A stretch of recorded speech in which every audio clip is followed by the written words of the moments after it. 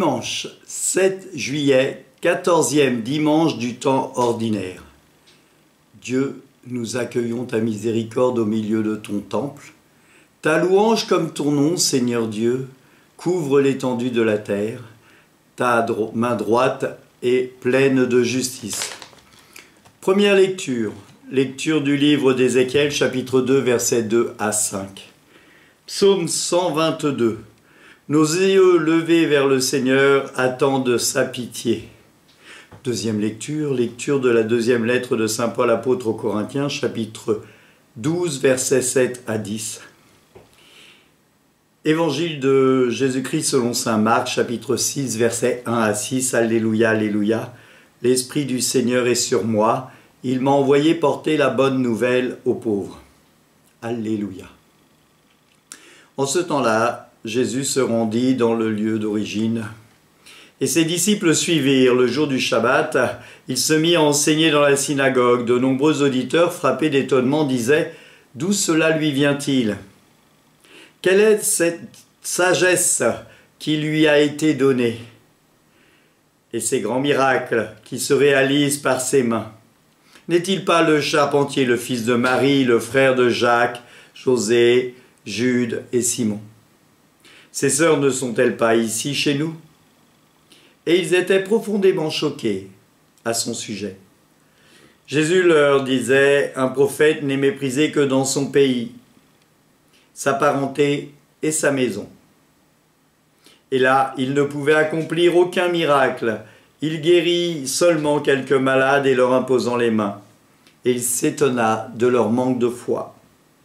Alors Jésus parcourait les villes alentour en enseignant. Acclamons la parole de Dieu, louange à toi, Seigneur Jésus.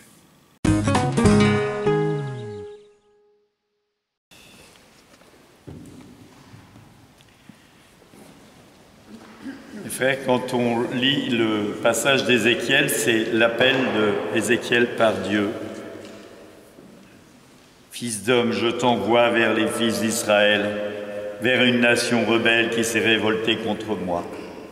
Et il y a beaucoup de prophètes qui ont essayé, et on avait cette semaine la lecture du prophète Amos, qui ont essayé, comme le prophète Amos, Jérémie, Isaïe, de redresser le peuple qui a la tête rude et qui a du mal à comprendre.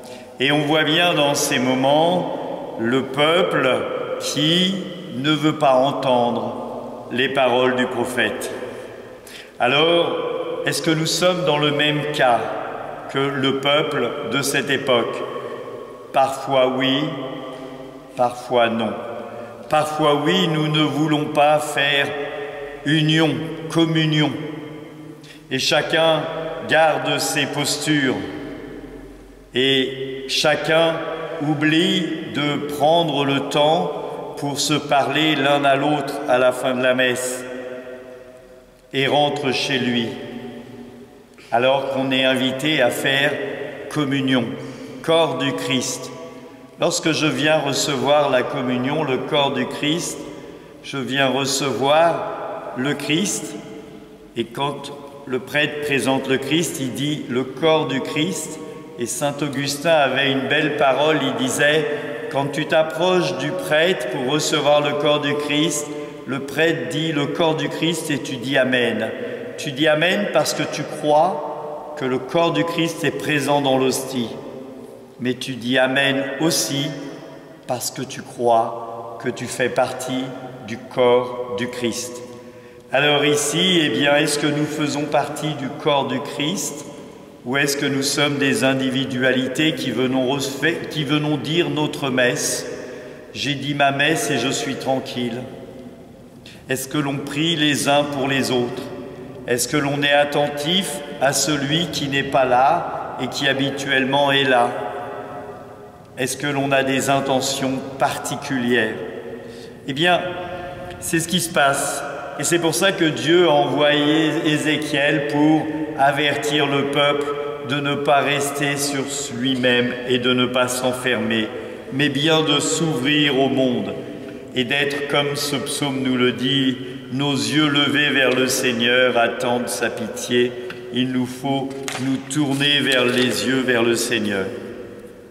La deuxième lecture est particulière. C'est saint Paul qui nous dit qu'il a une mission à accomplir, qu'il aimerait bien être retourné auprès du Père, et que dans cette mission, eh bien, il a une écharde dans son corps qui le fait souffrir, et qu'il a demandé au Seigneur de lui enlever cette écharde, et le Seigneur lui a dit « Ma grâce te suffit ». Alors, qu'est-ce qu'on doit comprendre? Qu'il faut souffrir pour la gloire de Dieu? Peut-être pas, sûrement pas. En tout cas, on peut comprendre que parfois, on a des souffrances et on est invité à les offrir à Dieu.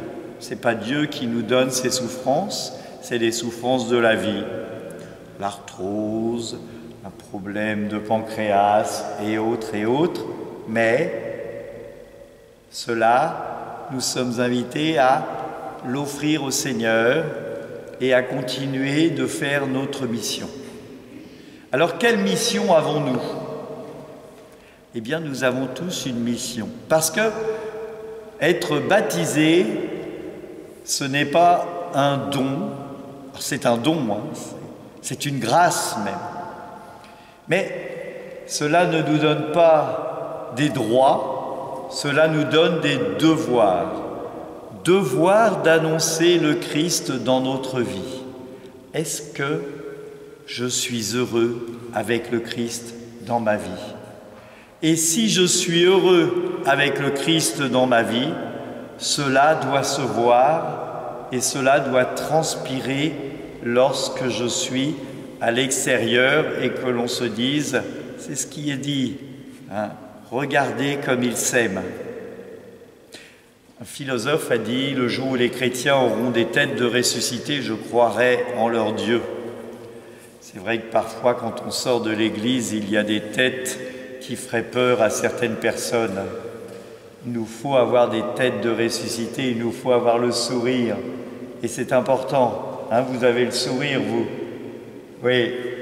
Et donc, est-ce que je suis prêt à prendre ma part dans la communauté?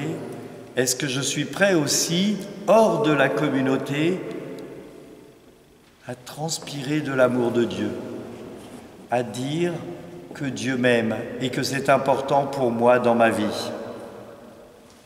Vous savez, il y a des gens qui font baptiser leur enfant, c'est très bien, mais quel sens cela a? Parfois, je me pose la question, est-ce que c'est juste par tradition ou par conviction? Et qu'est-ce qui se passe après le baptême? Est-ce qu'il y aura une éducation à la foi? Parce que je le laisserai choisir, cela ne veut rien dire. Puisque Dieu est important pour moi, je veux ce qui est bon pour mon enfant et donc je lui donne ce qui est bon pour moi, c'est-à-dire l'éducation religieuse. L'Évangile, c'est le Christ qui rentre chez lui à Nazareth. Et là, il n'est pas entendu. Alors, il est entendu parce qu'on trouve son discours merveilleux. Mais on se questionne, comment se fait-il que lui puisse dire cela? Alors, pour enlever un petit passage, mes frères et ses sœurs ne sont-ils pas d'ici? Jacques, José et Jude, on en parle dans l'évangile de Jean, ils sont les fils d'une autre Marie, Marie de Salomé. Donc, ce ne sont pas ses frères, ce sont ses cousins et qui sont ceux qui ont habité et nés dans la même génération. En tout cas, une chose est sûre, le Christ est là et il est important de voir qu'il est dit qu'il va faire très peu de miracles par manque de foi, parce que leur foi n'était pas grande.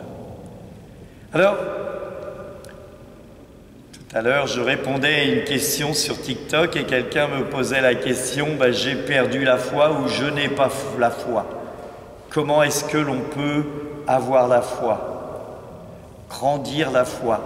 Tout simplement en ouvrant sa Bible et en lisant les évangiles. Parce que quand je lis les évangiles, eh bien je rencontre le Christ sur son chemin terrestre. Et en regardant les miracles qu'il fait, je ne peux que, si je crois en Christ, eh bien, être émerveillé par tous les miracles qu'il fait. Il fait parfois des petites choses. Et si je lis avec attention, je peux me dire, tiens, si c'était moi, cette personne à qui il avait fait ce miracle. Et je suis sûr que parmi vous, plusieurs ont prié le Seigneur à un moment donné de leur vie et ont été exaucés. Sauf qu'ils ont oublié peut-être pas, ils ont oublié de se rendre compte que c'était une grâce du Seigneur.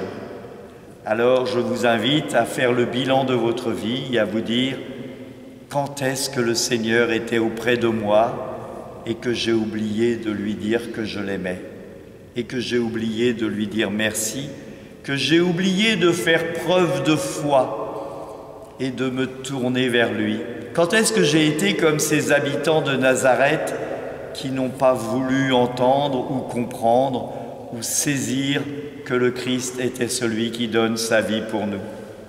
Alors mes frères, en ce temps de vacances, eh bien il nous faut prendre le temps d'ouvrir nos Bibles, pour ceux qui sont en vacances, d'ouvrir nos Bibles, de lire des passages importants, de lire la vie du Christ et de la comparer avec notre vie et de se dire, tiens, là, il était présent auprès de moi. Que le Seigneur nous guide, il est lui le chemin, la vérité et la vie. Il est celui qui nous sauve, il a donné sa vie sur la croix pour nous. Amen. Comblés de si grands bienfaits, nous te supplions, Seigneur, fais que nous en retirions des fruits pour notre salut et que jamais nous ne cessions de chanter ta louange par le Christ notre Seigneur. Amen. Que Dieu Tout-Puissant vous bénisse tous, lui qui est Père, Fils et Saint-Esprit. Amen. Allez, dans la paix du Christ, nous rendons grâce à Dieu. Bonne semaine.